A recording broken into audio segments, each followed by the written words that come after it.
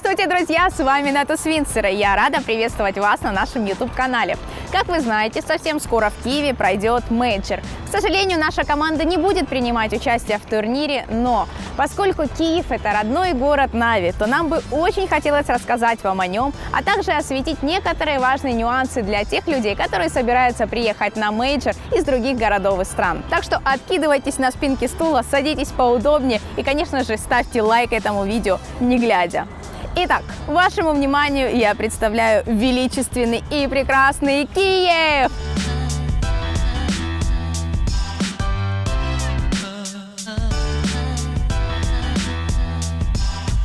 Несмотря на то, что Киеву уже больше 1500 лет, он смог сохранить атмосферу стародавнего города, а также шагать в ногу со временем.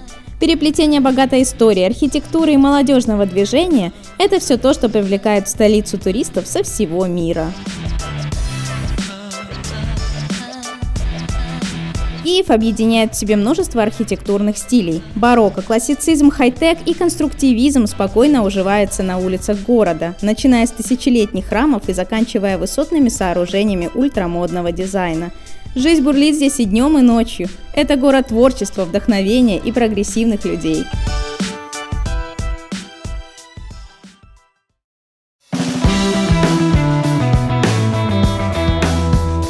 Друзья, не стоит верить всему, что рассказывают по телевизору или пишут в интернете. Киев сегодня – это безопасное место. По всему городу патрулируют полицейские автомобили, а особенно в ночное время. Так что, если, не дай бог, у вас что-то произошло в Киеве или вы заблудились, к примеру, вы можете смело обращаться к полицейскому, вам обязательно помогут.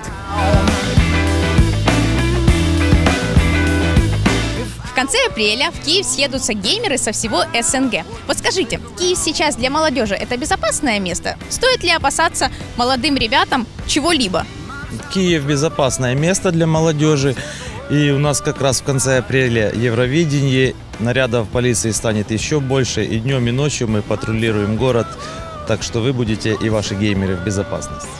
Давайте 5. Трешечку лучше. Трешечку? Да, трешечку. О, а я выгляжу так же брутально?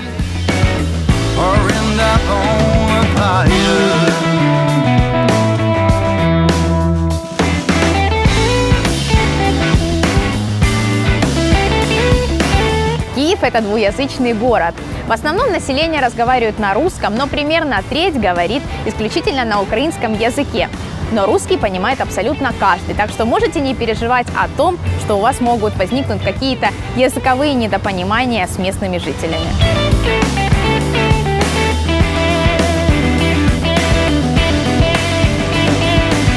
Киберспорт в Украине начал развиваться в начале 2000-х, когда небольшие андеграундные клубы стали проводить любительские турниры в различных дисциплинах.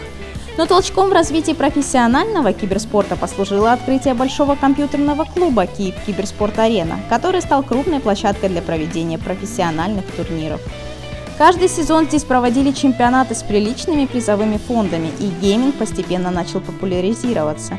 Киев стал второй после шведского тандема Мальме-Юнчопинг киберспортивной столицей Европы. Сюда каждый сезон приезжали геймеры со всего СНГ. Именно здесь многие игроки начали свою карьеру, так что Кибер-арену можно без преувеличения назвать колыбелью про-игроков. Сколько же теплых воспоминаний осталось с той поры. Здесь было все: и классные турниры, и пьяные интервью, и эпичные автопати. Сейчас здесь уже не проводятся крупные чемпионаты. Арена теперь это дом студии StarLadder, а также по-прежнему компьютерный клуб. Сюда можно прийти, расслабиться, посмотреть трансляцию и, конечно же, накупить геймерских девайсов.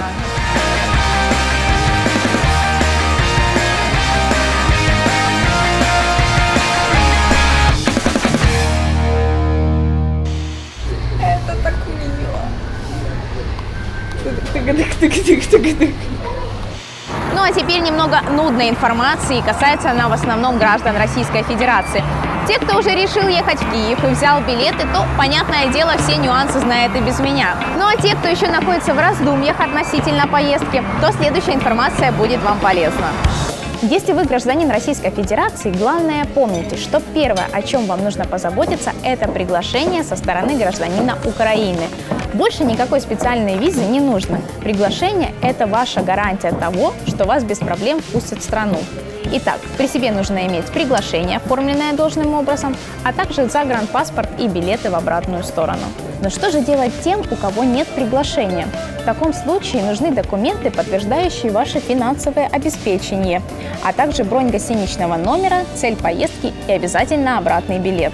Да, с одной стороны, может показаться очень утомительным собирать все эти бумажки, но с другой стороны, будет очень неприятно, если где-то в каком-то условном Брянске вас развернут и отправят домой.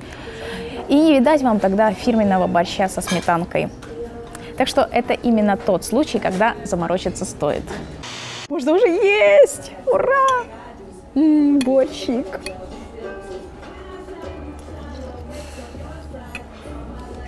Кайф! Что ж, друзья, теперь осталась одна небольшая, но очень важная деталь. Это билет на сам мейджор. На данный момент их можно купить только у перекупщиков, и средняя цена на финальный день начинается от $35.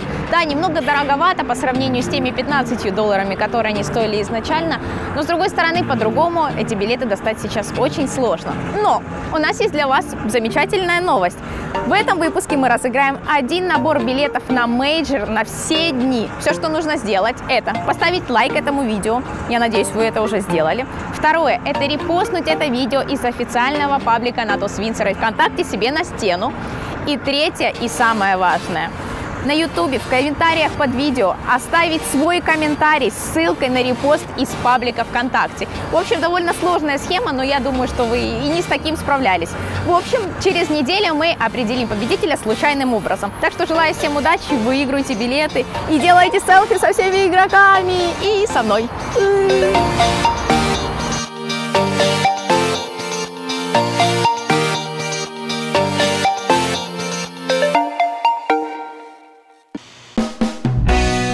Киев – исторический и культурный центр страны. Одним из самых популярных туристических мест является Киево-Печерская лавра. Ежегодно ее посещает около 1 миллиона туристов. Вот она, друзья, святыня святынь Киевской Руси. Поистине энергетическое место, я прям чувствую это.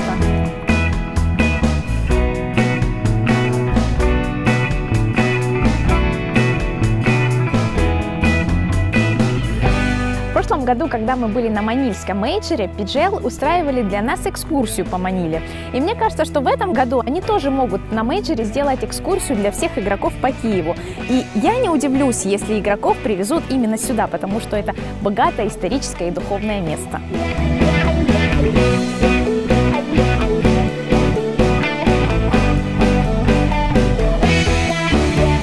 Тысячу лет назад на этом месте были только холмы, укрытые лесом. Но вот однажды священник из села, которое находилось неподалеку, пришел сюда для того, чтобы помолиться.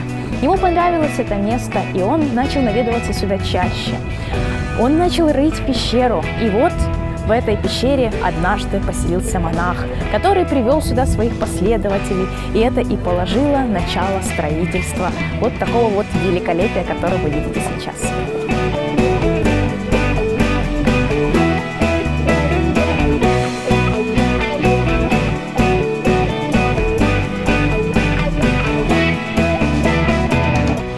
Помимо того, что есть музеи, колокольни, пещеры, здесь также есть и сувенирные лавки. Это просто детская игрушка. Если будет настоящая, вам просто не разрешат ее в руках. Но все равно им можно кому-то дать по голове, то вообще, знаете что? Это огонил. Класс. Я дестройер, и я огонил.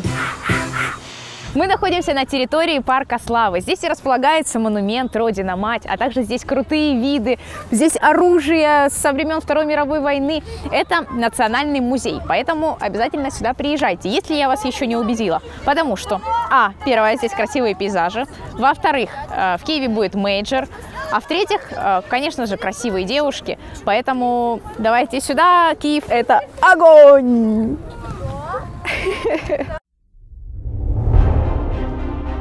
Монумент находится в самом центре парка Вечной Славы. Помимо памятника на территории заповедника находится аллея славы, посвященная всем городам-героям, и чаша Огонь Славы.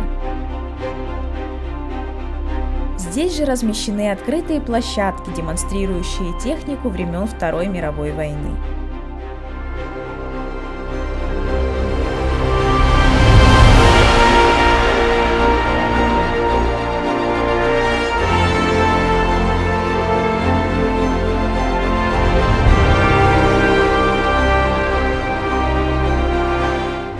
Вы только представьте, друзья, высоту этой громадина 102 метра, постамент занимает 40 метров и сама скульптура 60.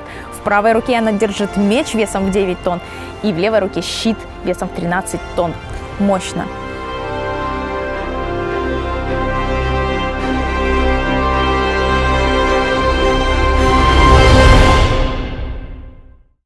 В этом выпуске мы поговорили о том, каким образом можно попасть в Киев. Ну а в следующем поговорим о жилье, питании и деньгах. Также не забывайте, что сейчас у нас проходит розыгрыш билетов на мейджор совместно с нашим партнером Aviasales. Детали по ссылке в описании. Ну а у меня на сегодня все. Спасибо, что смотрели нас. С вами была Бит.ру и до скорых встреч. Пока-пока.